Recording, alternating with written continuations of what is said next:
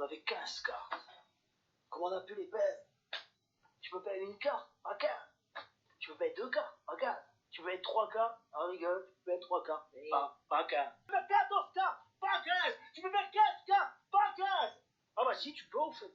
Salut, on se retrouve, on est enfin sur le dernier épisode de notre tuto Python pour le sport. Donc dernière librairie qu'on va explorer qui est de la visualisation. Elle se nomme Plotly et comme d'habitude, vous connaissez la danse. On va aller voir un peu la documentation. Donc la documentation Plotly, la voici. Vous verrez que dans le lien, il y a écrit Python. Car Plotly, c'est une librairie qui marche en Python et en R. Donc ça, c'est assez sympa quand vous switchez d'un langage à un autre. Au final, vous allez retrouver des fonctions qui se ressemblent vraiment beaucoup avec les mêmes arguments. Et donc Plotly, la documentation, comment elle se présente? Et bien, finalement, ce qui va être intéressant, c'est d'aller chercher plutôt par thème de visualisation que vous voulez, par exemple les points, les lignes, les barres, etc. Et ici, plutôt que de tomber sur un tuto, finalement, vous allez explorer comment faire avec les améliorations que vous pouvez apporter. Bien évidemment, vous avez un Getting Started qui est un tuto rapide et vous avez aussi toutes les références de figures. Prenons un simple avec Scatter et là, vous allez avoir le détail de tous les arguments. Donc, vous voyez ici que la liste est très longue car cette librairie Plotly permet effectivement de modifier dans le détail vos graphiques et visualisations. Alors, Plotly, pour l'installer, c'est assez simple. Comme d'habitude, vous faites pimp install et Plotly. Vous exécutez, vous attendez que l'installation soit terminée. Une fois que c'est fait, on va aller chercher les librairies qui nous intéressent, donc Plotly. Vous allez voir que Plotly, ici, on va travailler avec deux classes ou, disons, modules de Plotly qui vont être plotly.express, qu'on va nommer px, et le deuxième, ça va être plotly.graphObjects, qu'on va appeler go. Donc dans le cours, on va forcément commencer par Plotly Express et on verra en deuxième partie GraphObjects. Express, vous allez voir, ça ressemble pas mal à Seaborn et finalement GraphObject permet vraiment d'aller davantage dans le détail et de manipuler encore plus vos données pour des visuels encore plus précis. Et enfin, on reprend Panda et NumPy. Et donc, comme avec Seaborn, on va reprendre notre même jeu de données et on va faire les mêmes premiers calculs. Donc pour rappel, on calcule une tendance et une médiane sur tous les marqueurs de mon jeu de données qui sont des marqueurs subjectifs. J'isole un sportif, donc ici le sportif 26, et je prends 90 de ses premières entrées. Et finalement, on prend deux sportifs, le 13 et le 26, et pareil, on garde 90 de leurs premières entrées. Alors, commençons avec Plotly Express. Comme je l'ai dit au début, Plotly Express, c'est la façon la plus rapide de faire de la visualisation avec Plotly. Et on va commencer par ces principes, et vous allez voir que ces principes ressemblent fortement à ceux de Seaborn. Donc comme avec Seaborn ou Matplotlib, évidemment, on appelle d'abord la librairie.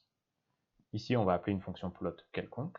Il va y avoir toujours ce premier argument comme Seaborn de data, mais cette fois-ci, ici, il s'appellera dataframe. Et vous verrez que finalement, ce dataframe, on ne l'appellera pas, on mettra directement le nom de notre dataframe. Et vous verrez également dans les exemples sur la documentation que finalement, dataframe n'est jamais appelé, on passe directement la dataframe. On va toujours avoir l'argument x, dans lequel on va retourner une valeur texte qui va correspondre à la colonne du dataframe qu'on veut représenter en x, et de même en y.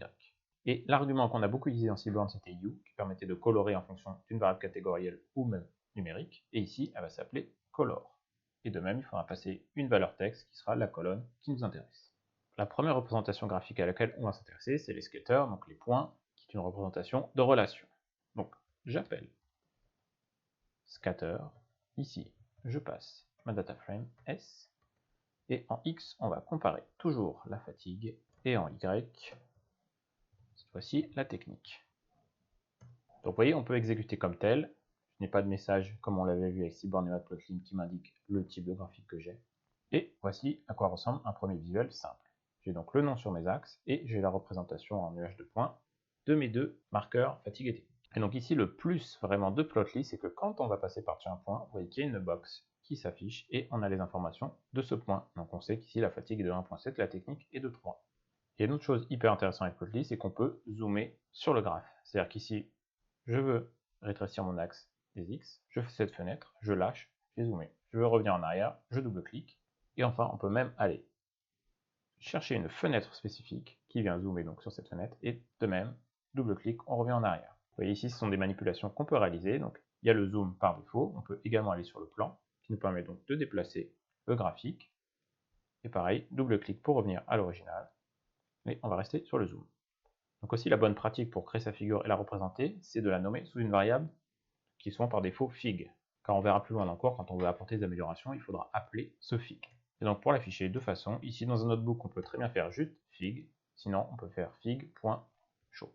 À présent, voyons des arguments supplémentaires. Donc color, comme je l'ai nommé au début du cours, et on va passer nom séance.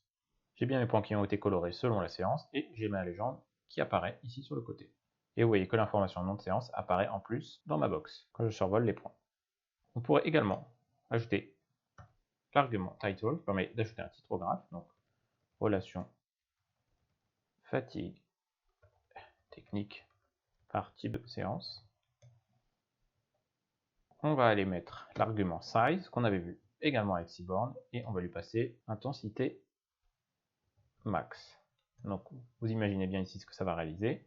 Mes points sont plus ou moins gros en fonction de la valeur d'intensité max. Finalement, on va jouer sur l'opacité, donc la transparence, on donne une valeur de 2.3. Et vous voyez ici, plus c'est foncé, plus il y a de la superposition de points. Et finalement, une dernière chose qu'on va voir sur ce graphe-là, ça va être cette box, comment on peut la modifier ou du moins ajouter de l'information. Alors cette box, dans les arguments, elle s'appelle over. Et ici, on va appeler data pour lui dire qu'est-ce qu'on veut passer comme information. Et ici, on peut lui passer une liste des colonnes qu'on veut ajouter dans la box. Par exemple, ici, je voudrais ajouter la date de la séance et également la durée. Donc j'ai toujours mes premières informations par rapport à tout ce que j'ai représenté, donc le nom de séance, la fatigue, la technique, l'intensité max, et vous voyez que sur le bas de ma box, j'ai la date de séance et la durée qui ont été ajoutées. Passons au bar chart. Alors, on va appeler la fonction bar, on lui passe notre dataset, en X, je vais mettre date, séance, et en Y, on va remettre la fatigue. Donc j'ai la représentation de mes saisies de fatigue dans le temps, et vous voyez qu'ici, comme Matplotlib, Plotly reconnaît le format date, et donc laisse des espaces pour les dates où il n'y a pas de données. On peut colorer nos barres selon que c'est une séance ou un match, toujours avec l'argument color, non séance. J'ai donc bien mes séances en bleu, en match en rouge, et mes séances individuelles en vert. Et finalement, on va lui donner un titre qui est suivi de la fatigue. Vous voyez, relativement simple. On enchaîne et on passe au line chart.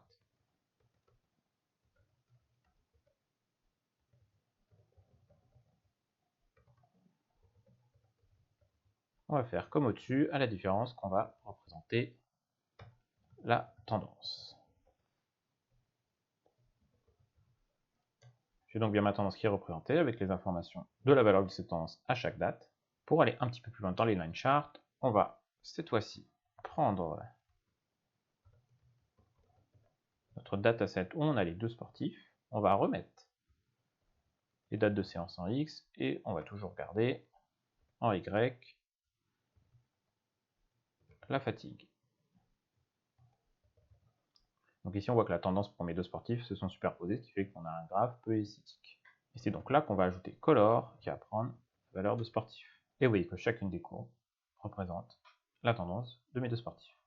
Maintenant ces courbes, pour les améliorer un petit peu, on peut aller chercher l'argument line shape et lui passer l'argument spLine qui va permettre de smoother ou de lisser nos courbes. Vous voyez qu'on a quelque chose de plus lisse.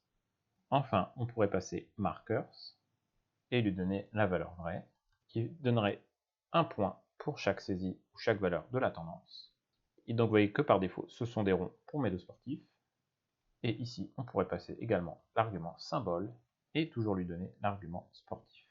Et donc cet argument symbole va finalement donner autant de différents marqueurs qu'il y a de valeurs uniques non sportifs. Donc ici j'ai deux sportifs, donc on a des carrés et des ronds. Donc à noter que quand vous passez l'argument symbole, vous n'avez plus besoin de passer l'argument markers. Passons au distplot, donc pour la distribution. J'appelle la fonction histogramme, je passe mon dataset avec l'information de deux sportifs, et en X, je vais toujours représenter ma fatigue.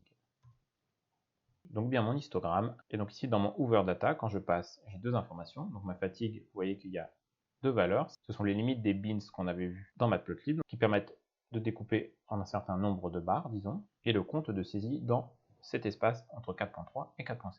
On va repasser l'argument color avec la valeur sportif. Donc là, mes histogrammes sont séparés en couleurs selon le sportif, et ils sont superposés. C'est-à-dire qu'on est sur du cumulatif. Par exemple, ici, vous voyez, j'ai bien 9 saisies dans ce bins pour le sportif 13, et ici, j'en ai 3 pour mon sportif 26.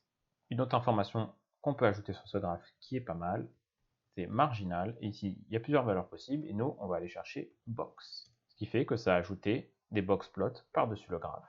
Vous voyez ici que les informations qui apparaissent sur mon box plot, mais on y vient juste après quand on va se consacrer au box plot. Et finalement, l'argument barMod, on pourrait lui donner la valeur group. Et cette fois-ci, plutôt que de superposer le compte pour chaque sportif, eh bien, on a séparé des barres l'une à côté de l'autre. Donc, comme je le disais, on passe au box plot. On appelle la fonction box. Je passe encore une fois mon dataset avec les informations de mes deux sportifs. Je vais passer en X mes sportifs et en Y, on garde toujours notre célèbre fatigue. J'ai donc bien mes boxplots séparés par sportif et ici les valeurs d'étendue de ma saisie de fatigue. Qu'est-ce qu'il y a comme information quand je passe par-dessus mon boxplot?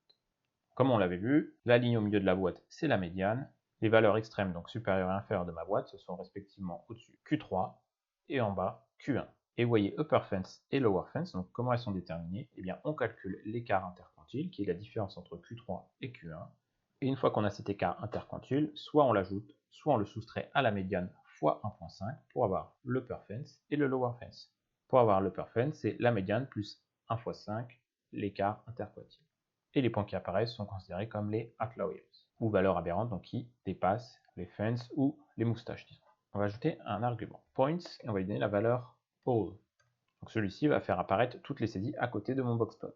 Par défaut, la valeur c'est outliers, ce qui signifie qu'il va seulement faire apparaître les points qui sont considérés comme des outliers, donc qui sortent de la boîte à moustaches. Donc on va refaire un autre boxplot qu'on avait vu avec Seaborn. En X, je passe ma semaine, en Y, ma fatigue, et en color, mes sportifs. Et donc ici, j'ai l'étendue de mes saisies de fatigue pour chaque semaine et par sportif. On va à présent passer à la combinaison, donc combinaison de ces graphiques. Alors finalement, Plotly Express ne se prête pas forcément à faire des combinaisons, mais ça va permettre d'introduire rapidement la prochaine étape qui est Plotly Graph, qui lui vraiment permet de faire des combinaisons graphiques. Donc on va d'abord créer deux figures qu'on va enregistrer sous des variables, donc figbar, on va faire la représentation des saisies de la fatigue dans le temps, et on va faire une ligne pour la tendance.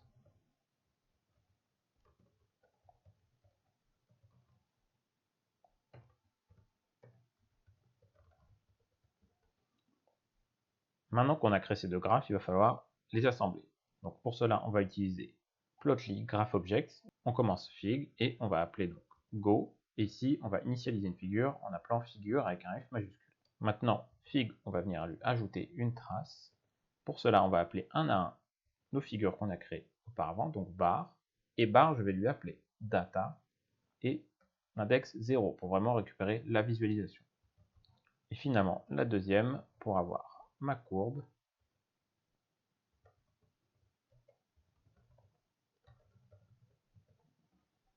et je fais apparaître ma figure finale. Donc j'ai bien ma saisie en barre qui a été représentée, ainsi que la tendance. Le seul problème ici, vous voyez que tout est de la même couleur, et je n'ai pas d'informations sur les axes, ni sur la légende. Mais comme je l'ai dit, pour faire de la combinaison, on va utiliser plutôt Plotly Graph qu'on va voir juste après.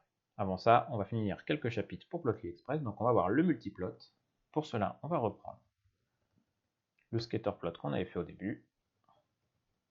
On va passer nos deux sportifs en X, la fatigue, et en Y, toujours la technique.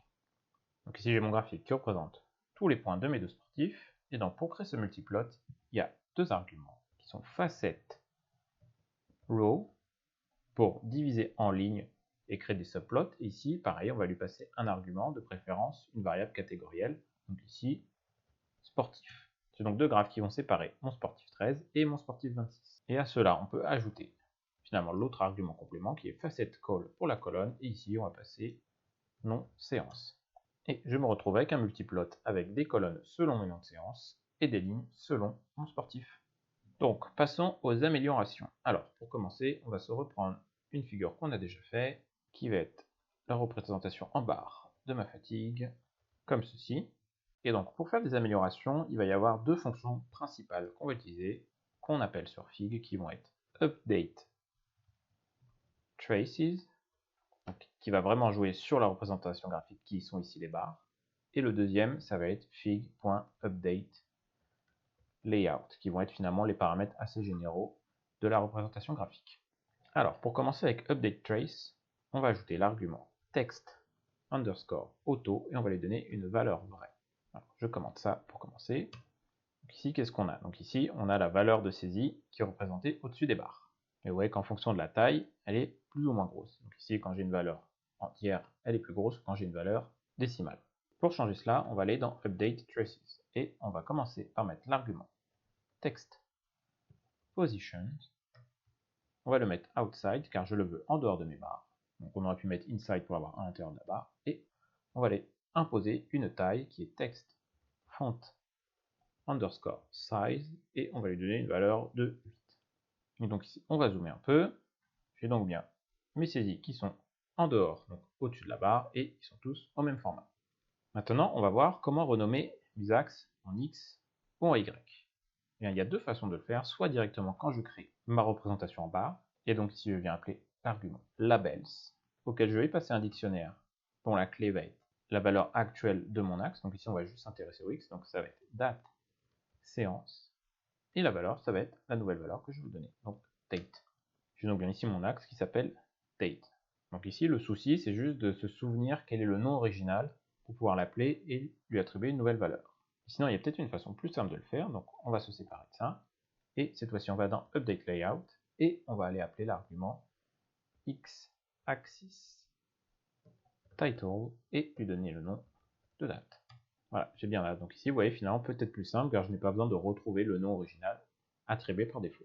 Restons sur nos axes et on va redéfinir les limites de notre axe Y. Donc là, vous voyez que ça s'arrête vers 8.5 et on va vouloir aller jusqu'à 10. Et bien pour cela, toujours dans Update Layout, je vais passer Y-axis range et comme à l'habitude, je passe une liste avec les bornes, donc 0 et 10. Voilà, j'ai bien redéfini les limites de mon axe.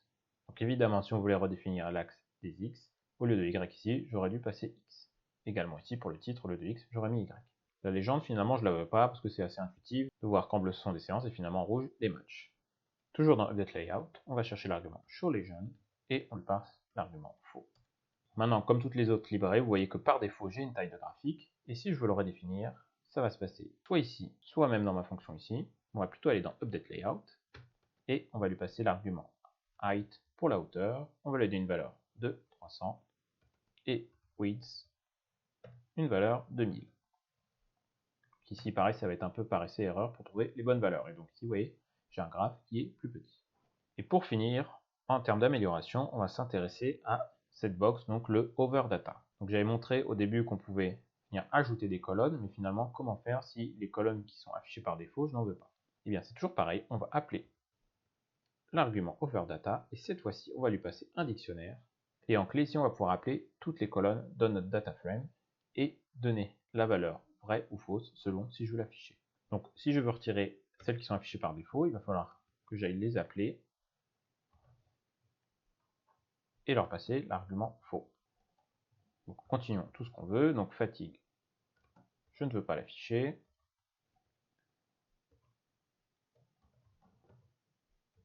Nom de séance non plus.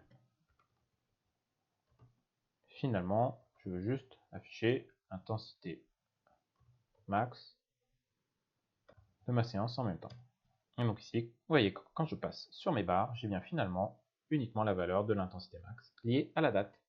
Alors vous voyez en dessous que j'ai une liste de templates. Donc ici template, ça correspond au style qu'on a eu avec Seaborn. Et donc pour en choisir un et l'appliquer, ça se passe dans Update Layout, on appelle l'argument template. Ici, on va lui passer Plotly Dark pour l'exemple. Donc le fond est noir et le reste a été adapté pour ressortir, donc tout en blanc. Et si on veut revenir par défaut, on a juste à supprimer l'argument. On va voir des deuxièmes améliorations qu'on peut apporter en prenant le graphe des lignes qu'on avait réalisé, donc celui-ci. Et maintenant, ce qu'on va voir, c'est que on veut ajouter un texte à chaque entrée. Disons que ce texte, ça va être la durée. Donc j'appelle l'argument texte et je lui passe durée. Donc ici, j'ai ma tendance qui est représentée et j'ai en même temps les valeurs de durée à chaque point. Maintenant, je voudrais une meilleure position de cette valeur de durée, car en plein milieu de la courbe, c'est finalement pas très lisible. Ça se passe dans Update Traces, et on va appeler l'argument text positions. Et ici, on va lui dire où est-ce qu'on le veut. Je le veux top center pour dire que je le veux au-dessus et centré. On va zoomer, et c'est tout de suite plus lisible. Finalement, si je veux changer la couleur de mes courbes, car vous avez vu que par défaut, c'est bleu ou rouge, eh bien, je vais appeler soit l'argument color discrete sequence, et je vais lui passer une liste des deux couleurs que je veux, qu'on va mettre green et pink. J'ai bien changé la couleur, donc vous voyez que la première couleur verte a été attribuée au sportif 13, qui est le premier qui apparaît par ordre alphabétique. Mais si je veux vraiment définir la couleur pour quel sportif, il faut que j'appelle l'argument color discrete map, et là je vais passer un dictionnaire avec comme clé le nom de mon sportif et la couleur que je veux lui appliquer. Donc ici on va inverser, je vais lui mettre rose, et pour le deuxième, sportif 26, on va lui mettre green. On voit que les couleurs ont été inversées. Donc ici les couleurs, ça peut être toujours le nom de la couleur au format texte, ça peut être les couleurs au format Xcode ou même le format RGB ou RGBA. Alors en amélioration, on va voir une dernière chose qui peut être sympa avec Plotly Express, c'est l'animation. Pour cette animation et notre premier exemple, on va reprendre cette représentation de points colorée par séance et la taille par intensité max. Et donc si je veux l'animer, je vais passer l'argument animation frame. Ici, je vais donc voir lui passer au format texte une des colonnes, ici, semaine. Donc si vous voyez, qu'est-ce que j'ai? J'ai une liste de lecture qui s'est ajoutée avec tous mes numéros de semaine. Et donc ici, si je le joue, j'ai l'évolution de mes points en fonction de chaque semaine. Donc vous voyez ici que ça va un peu trop vite. Donc on peut l'arrêter et on peut se déplacer à la main et voir la relation entre ma fatigue et ma technique pour chaque semaine. Et pour la deuxième animation, on va aller chercher le boxplot qu'on avait réalisé, celui-ci, et toujours on va passer l'argument animation frame, encore une fois, sur la semaine. Pareil, je peux jouer, bon, ça va un peu vite. Vous voyez qu'au fur et à mesure que ça joue, eh bien, mon axe des Y ne se redéfinit pas, ce qui fait que je n'ai pas tout. Il faut quand même que je vienne redéfinir les limites de mon axe Y ici. Et donc, je vous avais montré une façon de le faire, mais en réalité, il y en a une autre. Directement, quand on crée la fonction, c'est l'argument range Y. Et de même ici, on va passer une liste avec les bornes. Et donc là, pareil, sans jouer la lecture, on peut aller se balader et voir l'évolution de l'étendue des saisies de ma fatigue pour chaque sportif. Alors maintenant, on va pouvoir passer à la deuxième partie de cette librairie qui est la partie Plotly Graph Objects. Donc, comme je l'avais dit, elle permet d'aller davantage dans le détail et disons d'aller plus loin dans l'amélioration de nos visuels. Donc, tout d'abord, on va voir les principes. Donc ici, comme on l'a vu plus haut, il faut initialiser une figure comme ceci. Donc figure avec une majuscule, et ici finalement l'argument qu'on va pouvoir appeler au nom, c'est data. Et dans ce data, on va devoir passer la figure qu'on veut représenter. Et pour représenter cette figure, on va toujours appeler donc go, et là on va appeler le plot qui nous intéressera. Donc ici, tous les noms de fonctions commencent par une majuscule. Et la différence avec Plotly Express, c'est qu'on n'appelle plus d'arguments data, mais on passe directement les arguments x et y qui seront donc des séries pandas. Donc on ira sélectionner nos variables souhaitées en appelant la dataframe également. Et à titre d'exemple, si on fait une représentation en points juste comme ceci, donc en x, on voulait data s fatigue, et en y, data s technique. Vous voyez, je me retrouve avec des arrays donc au format NumPy, et c'est ceci qu'il faut que je passe absolument dans GoFigure pour que ça puisse être représenté en visuel. Alors on va donc reprendre quelques-uns qu'on a vu avant, donc le scatter plot ou la relation. Donc j'appelle mon GoFigure, et dans data, on va appeler scatter. Et donc c'est très simple, on va faire comme on a fait au-dessus.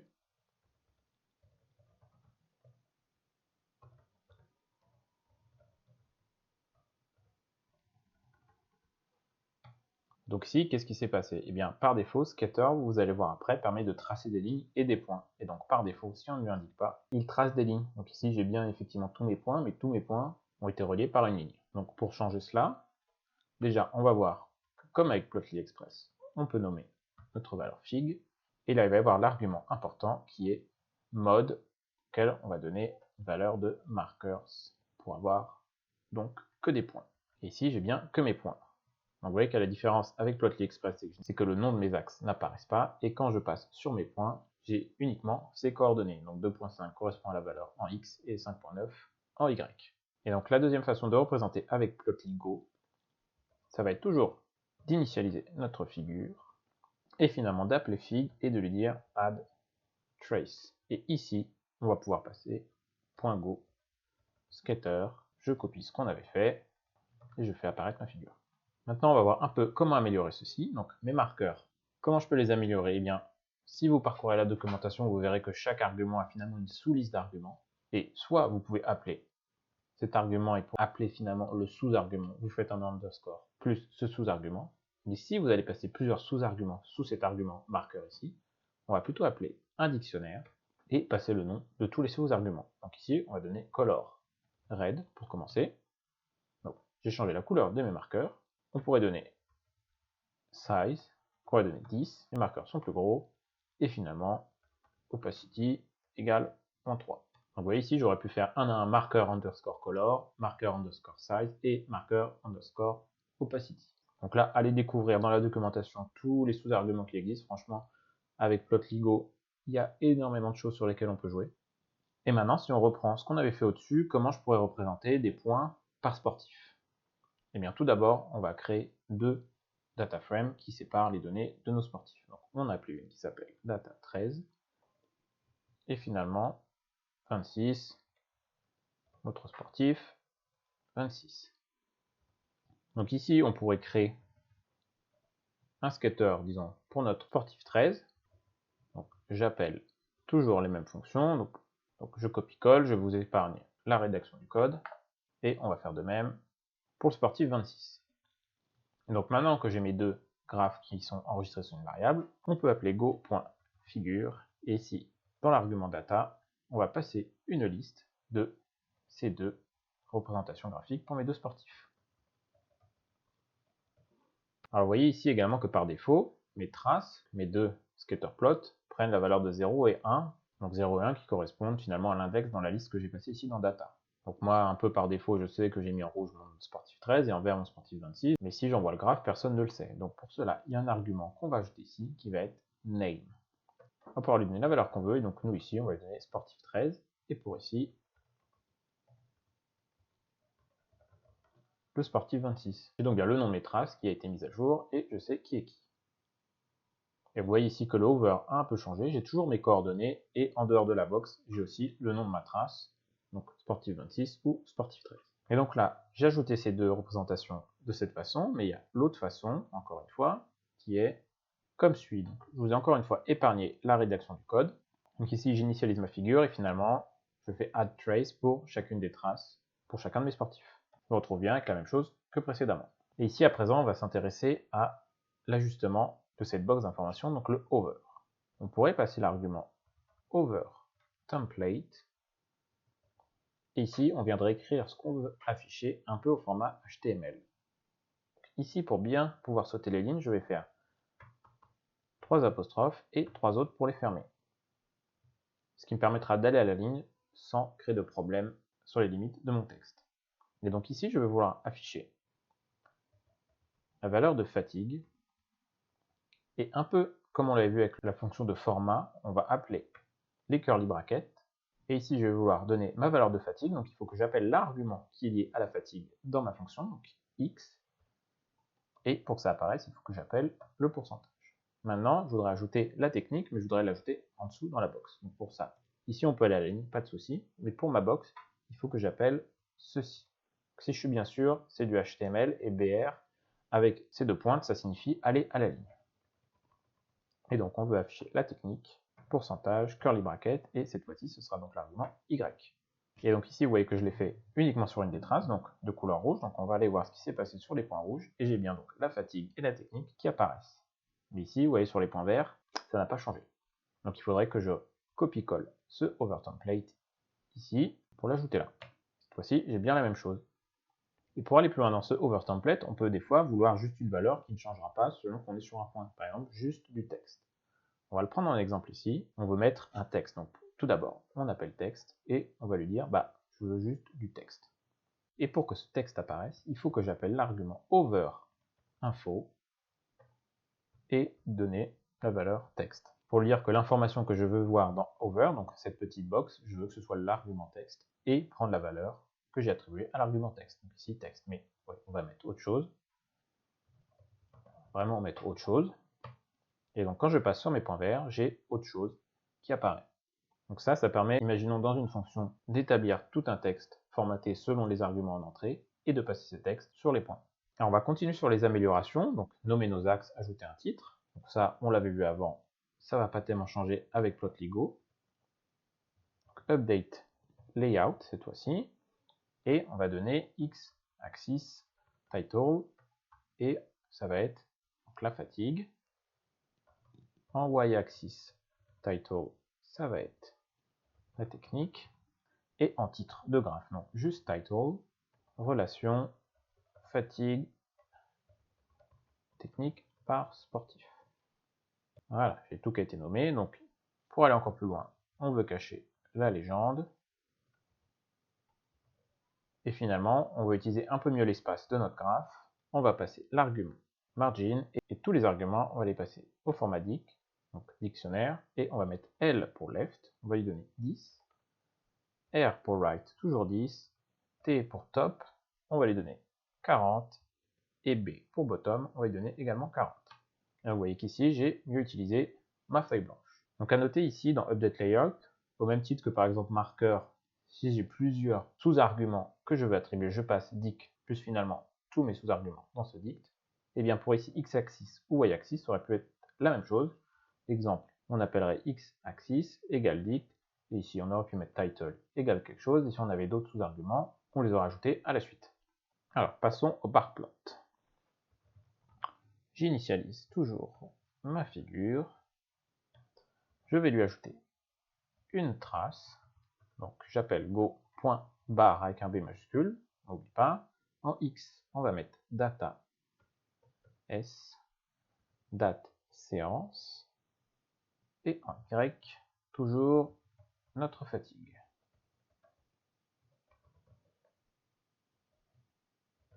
Voilà, rien d'extraordinaire. Donc ici, on va juste voir comment améliorer ce graphe à partir de Plotly-Go.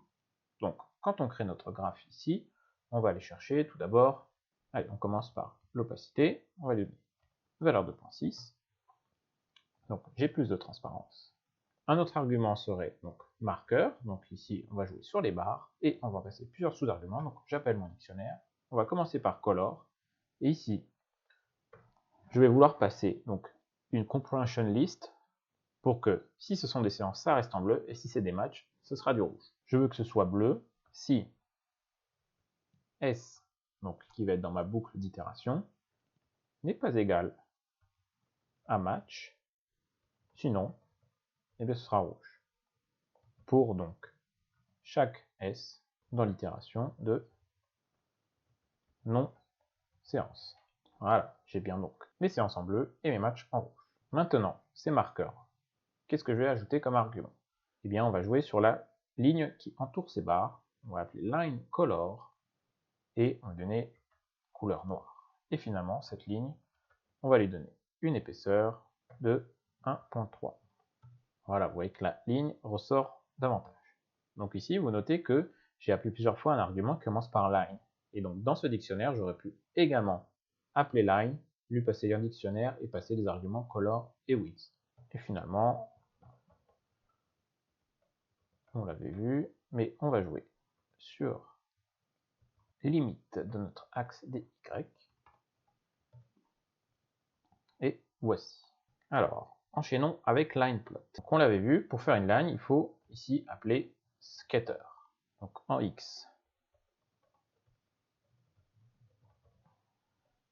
la date, et en Y,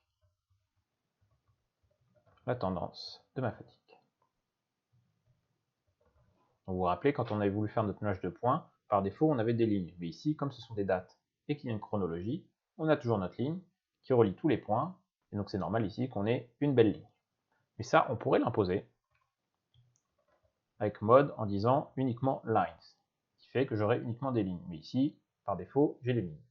Donc pour ajouter markers plus line, et ici on aurait donc et les points et les lignes.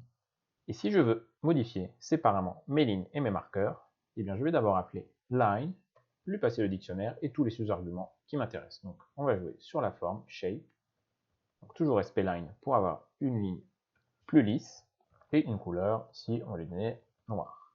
À présent pour le marqueur, donc les points, j'appelle marqueur, toujours un dictionnaire, et je vais lui passer uniquement l'argument color qui prendra une valeur de vert. Et voici, donc on a bien ma courbe noire et mes points en vert. On va enchaîner avec le boxplot.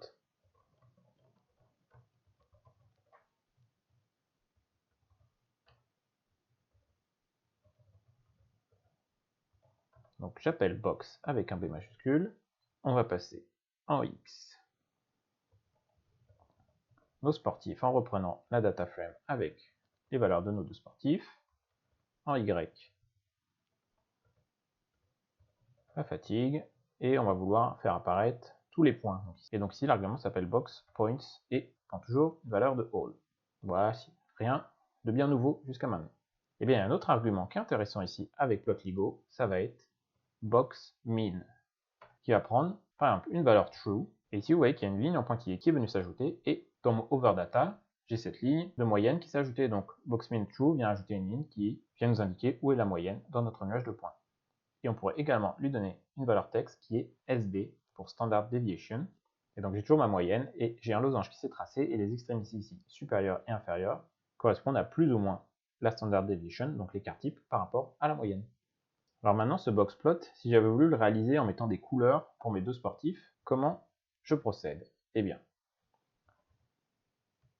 comme d'hab, on initialise la figure et je viens ajouter une trace pour chacun de mes sportifs. J'ai copié le code pour vous épargner la répétition des choses. Donc, pour faire simple, j'ai toujours appelé go.box. Ici, j'ai appelé la data frame de mon athlète 13 et en dessous 26. Et donc, pour attribuer une couleur à chacun des sportifs, j'ai appelé l'argument marker color, donc black et red, et j'ai ajouté name pour nommer mes traces. Et finalement, ici, la légende, c'est un peu une double information, car je l'ai en X. Donc, je pourrais la supprimer ici avec update layout show legend égale false. Et finalement, les combinaisons, comme je l'avais dit à la fin du chapitre sur Plotly Express, c'est avec Plotly-Go que ça nous intéresse. J'initialise ma figure, et ici, comme vous l'avez compris, on va pouvoir ajouter plusieurs traces, l'une en dessous de l'autre. Donc, j'ai copié-collé également le code, car c'est des choses qu'on a déjà fait. Donc, je mets d'abord ma représentation en barre de ma fatigue par date.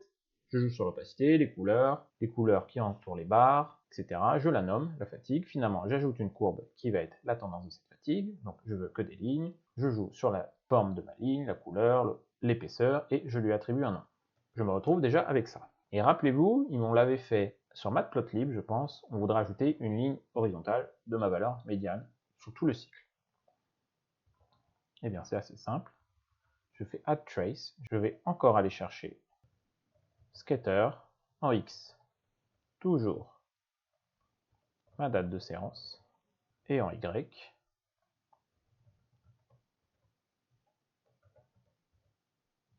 ma fatigue médiane. Et donc, comme la valeur médiane est la même pour chaque date, j'aurai bien une droite. Ici, j'ai bien une ligne. Donc, je vous ai épargné un peu la rédaction du code. Donc, j'ai juste confirmé que je voulais une ligne. J'ai joué sur ma ligne. Donc, je voulais bien une ligne smooth, mais finalement, c'est une ligne droite. Et la couleur, et je lui ai donné un nom qui est P50. Donc, P50, pour rappel, c'est bien la valeur de médiane. Quelques updates layout, pareil pour aller vite. Donc, je redéfinis les limites de mon axe Y. Je donne un titre. Et il y a un dernier argument qui va jouer sur le hover, donc les petites boxes. Vous voyez que ici, j'ai juste l'info quand je passe soit sur la barre, soit sur ma courbe, soit sur ma ligne. Et il y a plusieurs modes qui permettent d'avoir toutes ces informations en une seule box. Et ça se passe dans Update Layout. On appelle Over Mode. Et on va lui passer d'abord X. X, qu'est-ce que ça fait? Eh bien, vous déplacez où vous voulez sur le graphe et vous avez les informations qui ressortent. Et là où se situent les points. Vous voyez, ça met en surbrillance mon axe des abscisses. Sur ma courbe, ça ressort. Sur ma ligne droite, ça ressort. Et sur ma barre, ça ressort. Et on pourrait également faire X Unified. Je me mets au jeu et j'ai une box qui apparaît avec toutes les informations. Donc la date, la valeur de ma fatigue, ma tendance et la valeur de ma médiane. Et donc maintenant qu'on est au bout du chapitre, eh bien, encore une fois, on va vouloir enregistrer notre graphe. Et bien ici, vous voyez que j'ai tout ce ruban ici vous voyez qu'en haut à gauche, j'ai Download Plot as a PNG, donc au format PNG. J'ai juste à cliquer dessus et à indiquer là où je veux l'enregistrer. Donc, par exemple, ici, New Plot. Et j'ai donc bien le New Plot qui a été créé et il me l'a ouvert automatiquement. Donc, vous voyez que par contre, quand vous enregistrez, vous n'avez plus le Hover, donc la petite boîte qui apparaît. Une dernière chose sur Plotly avant de conclure, c'est que quand vous intégrez ces graphes dans des applications ou web applications, et bien cette information de Hover, donc de petite boîte, elle apparaît toujours, à la différence de quand vous l'enregistrez comme on l'a vu. C'est donc la conclusion et la fin de ce tutoriel et par la même occasion de cette série Python pour le sport. Donc vous vous retrouvez vraiment avec un beau starter pack pour apprendre à utiliser Python pour vos projets sportifs. Pour cette librairie Plotly, vous voyez qu'on est allé assez vite, mais franchement, il y a énormément de choses qu'on peut faire. Je vous invite vraiment à aller voir la documentation. J'ai mis des liens pratiques en description. Maintenant qu'on a fini cette partie tutoriel, on va pouvoir aborder des vidéos sur des thématiques vraiment orientées sport. Et la prochaine, je vous la tease, ça va être sur le calcul des tendances et pourquoi ces tendances représentent le contexte et pourquoi ce contexte est extrêmement important à représenter. Donc sur ce, à la prochaine. Bye.